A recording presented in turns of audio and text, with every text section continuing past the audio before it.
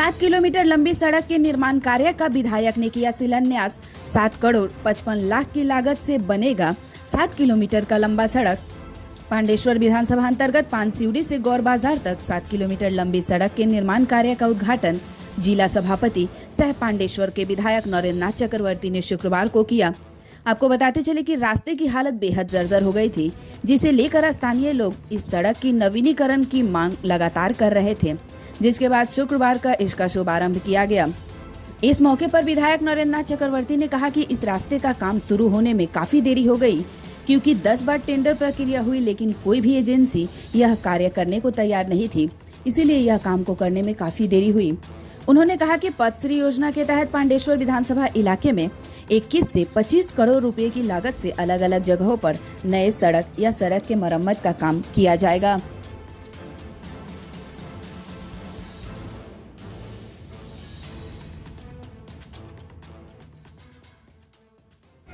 দেরির সবুরে মেওয়া ফলে দেরি হলেও রাস্তা আজকে শুরু হলো।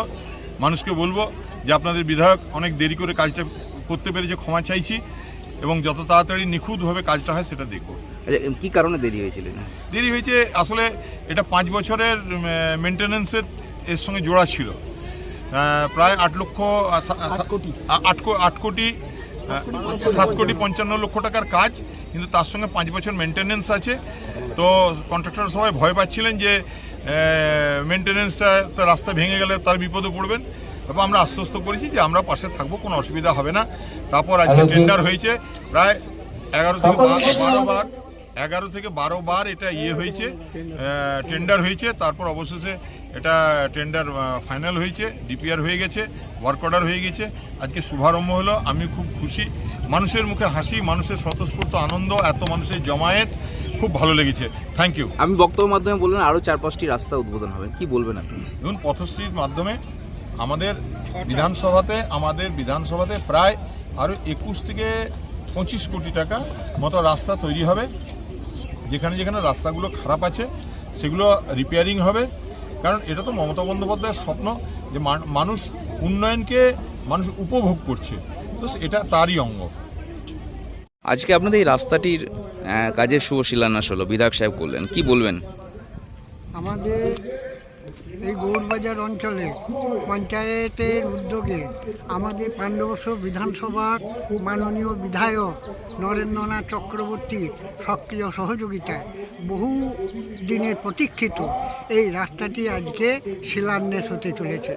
আমরা সর্বপ্রথম ঈশ্বরের কাছে প্রার্থনা করি, যার আশীর্বাদে, যার সহযোগিতায় আজকের আমাদের দীর্ঘদিনের এই সমস্যাটি সমাধান হতে চলেছে, তার মাথায় ঈশ্বরের জয়মাল্য ঝরে পড়ুন।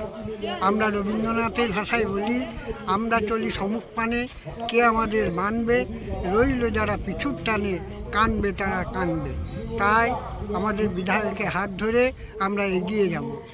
পরম পূজনীয় আমাদের মনের মানুষ, আমাদের প্রাণের মানুষ, আমাদের ঘরের মানুষ নরেন্দ্রনাথ বাবুর আদর্শই হইল শিব জ্ঞানে জীবকে সেবা করা।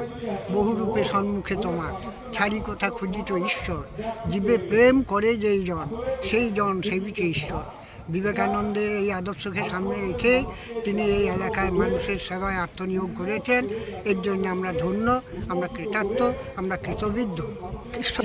তার আরও উজ্জ্বল ভবিষ্যৎ, অভ্যুদয়, তার গলায় আরও জয়মাল্য ও চড়ুক, এই শুভকামনা জানিয়ে এলাকার মানুষকে সশ্রদ্ধ শ্রদ্ধা জানিয়ে আমি আমার কথা শেষ করছি। আমাদের এই রাস্তার শুরু দিয়ে আমাদের পথ চলা শুরু হলো, আমাদের যাত্রা শুভ হোক। আমাদের এলাকার মানুষের আরও কয়েকটি ওনার কাছে আবেদন বা অনুরোধ রয়েছে। এলাকায় বেশিরভাগ মানুষই কৃষির উপর নির্ভরশীল। শিল্প থাকলেও কৃষি আমাদের মুখ্য জীবিকা। এত নদীর জল বয়ে যাচ্ছে, এই জলকে কাজে লাগিয়ে আমাদের এলাকা যখন তখন চাষের সুজলা সুফলা শস্য শ্যামলা হয়ে যায়, এই দাবি রাখছে। তাছাড়াও এলাকার মানুষের, বিশেষ করে মেয়েদের এবং পরিণত বয়সের মানুষদের জন্য অন্তত স্বাস্থ্যকেন্দ্রে 10টি শয্যার আমরা দাবি রাখি। আর আমরা আরও আশীর্বাদ করে ওনাকে পুনরায় পুনর্নির্বাচিত করে ওনার উজ্জ্বল ভবিষ্যৎ কামনা করে, ওনার আরও পদোন্নতি কামনা করে আমরা আমাদের